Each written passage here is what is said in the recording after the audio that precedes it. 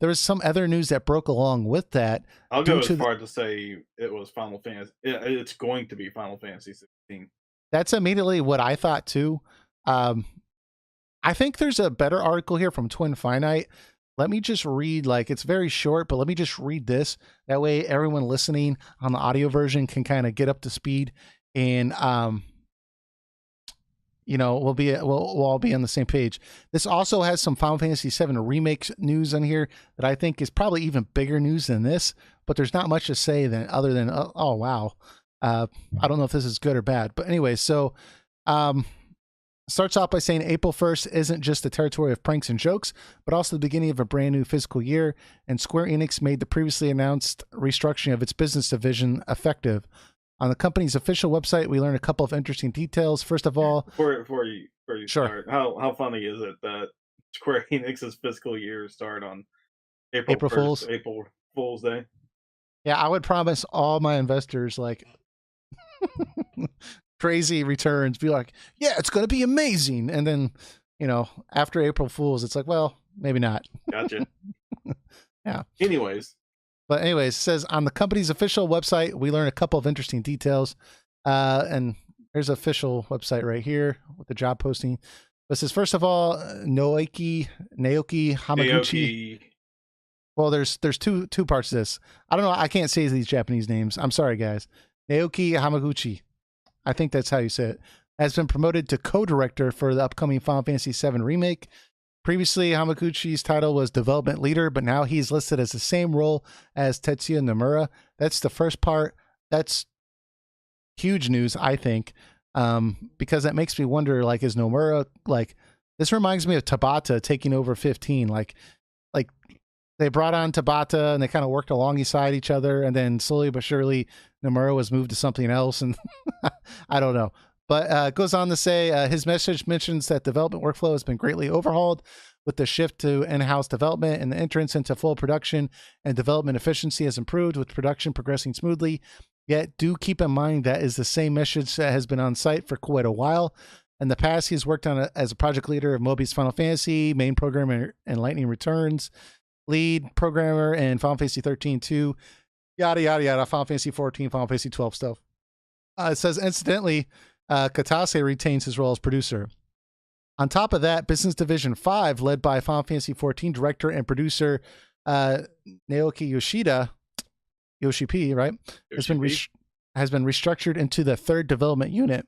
While Yoshida's leadership is unchanged, we learned that the team has a next generation game in the works. They have already finished initial development and are now shifting to full-scale productions. And this is quote right from their website right here I'm showing. I had to translate this, but this is the recruitment page. It says, based on the former 5th division, business division, the newly launched 3rd development unit has launched a new core project following Final Fantasy XIV and has begun to challenge the next generation. The initial development of this project has already ended, and the development environment has been established. We are now shifting to the full large-scale development phase. The new project is looking for developers who will give the world something interesting, fun, and surprising together. We are looking forward to your application to challenge the worldwide market. At the moment, no further information has been provided on the nature of this game. If you go to the application page, it has exactly what I just read. But then if you go lower, there is 23 job postings here, and you can click on them, and you can see all the details. You have to translate it into English because it's in Japanese. But it's pretty substantial amount of information on here. And you can apply, but it's pretty typical stuff. They have planner, level planner, scenario planner, battle system planner, motion designer, technical artists, game programmer, project managers, facial motion designer, cutscene designer, UI designer. It goes on and on. So Eric said that this looks to him to be like Final Fantasy 16. I think so. I think so. It has to be. Given how much pressure there's been on Square to have him head up the next Final Fantasy game, and the fact that this has been kind of secret, and Square's looking at the next Final Fantasy game right now, I can't imagine like him not I would assume leaving Final Fantasy 14 or not working on that as much, like work on a brand new IP. Like that seems crazy to me. All right, well, look at it this way. All right, so he saved Final Fantasy 14 from ruin. He has made not one, but two, but three great stories out of Final Fantasy 14, Hmm. each one getting better than the last. And then we got Shadowbringers coming out and at the end of June with another fourth story. I mean, his track record has been pretty incredible. I mean, within the community, there's some small setbacks on the MMO side of things, but I think it's pretty much universally agreed that he is a pretty amazing director and producer of the game. Even if the game may not be your style, I mean, his passion is clearly put onto the work that he does, and he's clearly a very big Final Fantasy fan, and he's a competent director and producer on top of that. Well, and fans, when they play like the stuff that he's created or worked on, they feel like he actually understands Final Fantasy, right? Which you can't say for, some of the other directors or people that have led projects in the past. Like it didn't really feel like they were fans themselves. So I mean, when you play, the recreations of Final Fantasy 6 or whatever and Final Fantasy 14, it feels very nostalgic, and he seems to understand what was special about it. So I think that's probably one of the reasons why so many people enjoy his work. Yeah, so it's pretty natural that Square Enix would want someone like him doing that for Final Fantasy 16, because while Final Fantasy 15 is pretty split, and I think Square Enix knows this. Well, and Some people Tabata love it, some left, people so hate it. Well, yeah, Tabata left, but regardless, I think they need like a solid, like, everybody loves Final Fantasy, and I think Naoki Yoshida is probably their best bet. Now, I'm a little worried if that may affect Final Fantasy 14 some, because, like I said, he's both a director and a producer on that, mhm. and he may be less involved, but it kind of looks like he's already been doing a lot of stuff for this already. We haven't seen it affect 14 at all. But then again, 14's a lot of 14's content is made like way beforehand. So it's a little hard to say, but it probably would have to see through Shadowbringers if that shows any. But I mean, if me personally, I had to pick anyone to lead Final Fantasy 16, it would be him. Yeah, I totally agree. I mean, you can just tell he knows what makes Final Fantasy special. I think he could obviously bring his own branding to it or his own interpretation of it, but he seems very respectful of the past and a fan himself. So I definitely would want him to work on it. And the fact that he's shifting to a full large scale development phase, and they intend to this to challenge the next generation. To me, it's a no-brainer. It's Final Fantasy 16. I can't see this being a different IP, especially with the fact that Square has been struggling with some of their other games. The at least as a publisher, right? With the Tomb Raider games not doing as well as they wanted to, and they even showed some disappointment with 15 sales, which is ridiculous because that game I think made him a ton of money. But there's a lot of fans that are behind Final Fantasy 14. I mean, it's such a big deal to where even Final Fantasy meetups, like regular Final Fantasy fans were getting annoyed. I've seen that how many Final Fantasy 14 fans are there, right? And so they started having their own Final Fantasy 14 meetups to kind of avoid that. Like Final Fantasy 14 is a big deal for the Final Fantasy franchise. Let me put it this way. Yeah. Japanese Fan Fest happened last week, Mm-hmm. or a week or two ago, and they only expected a couple thousand to show. Japan alone, 15,000 people went to that fan fest. 15,000. Yeah. Everything was crowded. Everything was like booked up. Like nobody got to do anything because they didn't expect that many people to come in. Yeah. So It's insane. The 14 community is really big, especially in Japan. yeah. So there's multiple reasons why I think and I'm just assuming this is Final Fantasy 16, right? There's multiple reasons why I think this is a good idea. Besides the fact that he understands Final Fantasy, like I also think that he would try to like kind of steer them away from this, current philosophy of, releasing the game and then having episodes later. Obviously they could still do that, but I think he would kind of point them in the direction of, okay, let's create something that's self-contained. And then if we are going to have follow-up episodes, that can be something else that's kind of related, but not directly, not, we're not finding why a main character was injured or something crucial to the story. Like it's satisfying itself to play, which, is the case for Final Fantasy 14. I haven't played all the expansions, unfortunately, but each one is kind of self-contained from what I understand, and it's enjoyable to play in its own right. It's not like, well, that was okay, I guess, but I wish I had this other thing. Like it's self-contained stories, right? Am I wrong? Yes and no. Okay. It worked. I've explained before. It's like it's seasons to a TV show. So right. like, so there's a I understand there's a overall narrative that's not going to be resolved, but I mean, in of itself. Go ahead, just do your explanation. But probably better than mine. Yeah. So there's A Realm Reborn, and then there's when you complete the A Realm Reborn story, there's a transition, like in between type of deal, where you go through a series of story quests that lead to Heaven's Ward, and then you do the whole Heaven's Ward main campaign, and then it does the same thing for Heaven's Ward to Stormblood, where there's in between cutscenes that lead to Stormblood, and like finally seal up or like wrap up everything with Heaven's Ward. Ultimately, like you're in completely new settings and meeting completely new characters and conflicts every time, but the transition is like very smooth through it. It's not like A Realm Reborn got completed and then it's like then like 5 weeks later we're on a new campaign. It's like events are leading from one to another. Yeah, I gotcha. Okay. Well, I mean, regardless, it's still enjoyable, and it's done in a respectful manner. That's what I'm trying to get at. Yeah, but you're right in a way that the stories in a way are contained. Like Heaven's Ward is the conflict between the Ishgardians and the dragons.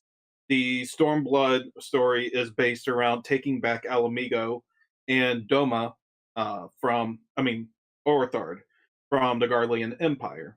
And Shadowbringers is going to be our transition to a different world. So there you go. I just think that he just understands storytelling better. And if you do have to monetize it, I think he will be able to do it in a way that still feels satisfying. So that's another reason why I am excited for him to be involved on this project. So I think it's a really big deal. I really want to find out, more. Obviously, just hiring for, ground level people to really start working on this game. So it'd probably be some time before we actually saw something. But it's a big deal, man. Because if you think about it, this makes sense. Like I thought for sure they were going to have Tabata try to do the next Final Fantasy game. I even think possibly that's why he left, because they wanted him to do it and he just didn't want to do it. He said that several times. I don't want to do that. I don't know that for sure. I'm just speculating. So, Tabata's not there anymore. Sakaguchi's not there. Nomura's working on the 7 remake. Katase's, the guy's getting, he's not too old, but like he's very high up in the company. He's not going to want to work 110 hours a week directing a game, right? He's done that. He's not doing that anymore. So he's not going to do that. The only thing that gets me is Hiroki Ito, who did Final Fantasy 9. I think he worked on Final Fantasy 12. He did a lot of the battle systems in the glory days of Final Fantasy. No one really knows what's been up with that guy other than like occasional content here and there. He hasn't really worked on a game in like a large way in a very long time. So I think a lot of people were hoping that maybe he was going to be doing 16 in some capacity, and he still might be. I don't know, but I don't know. That's the only disappointment I would say. If officially this comes out, Final Fantasy 16, Yoshi P be like, oh man, I was hoping for maybe another like Final Fantasy 9, even though Sakaguchi came up a lot with that world and everything like that, and he kind of focused on the mechanics. But you got to think like they were probably splitting some ideas here and there, like wishful thinking on my part. But that's the only disappointment for me. Well, I guess this would be a real test if Naoki Yoshida can make like single player, self contained Final Fantasy game. Yeah. See how well he works with the higher ups and Hmm. how much his vision gets met if this is Final Fantasy 16. Again, not 100% confirmation, but it seems very likely that this will be Final Fantasy 16. This game. Yeah. You bring up a good point too. Like one of the main reasons I think you're alluding to that he did so well with Final Fantasy 14 is because he knew how to make an online game. He was very, very experienced in that realm. So it will be interesting to see if he can recreate that in a single player form. So that'll be very, very hopeful for me, anyways, that he can. And I don't see any reason why he wouldn't be able to, because at the end of the day, there's still storytelling in Final Fantasy 14, and that's a lot of what people appreciate in Final Fantasy games. So, Mm-hmm. Crossing my fingers. What did you think about the announcement? I don't want to call it announcement, but news regarding Final Fantasy 7 Remake. The fact that the lead developer has been promoted to the co-director of Final Fantasy 7 Remake. Does this what does that make you think about Nomura? Like, are you think they're pushing him out of the project to work on something else, or do like what do you think? Because this, I could see this also being turned the other way. Like, well, if Nomura is going to work on Final Fantasy 16, he can't work on 7 Remake. They have to have somebody take over the project. Maybe they're just going to have this guy take over Final Fantasy 7 Remake, still let Katase be producer, and have Nomura work on something else. But I don't know, man. Like, I don't know how to look at this. I mean, Kingdom Hearts 3 is already out.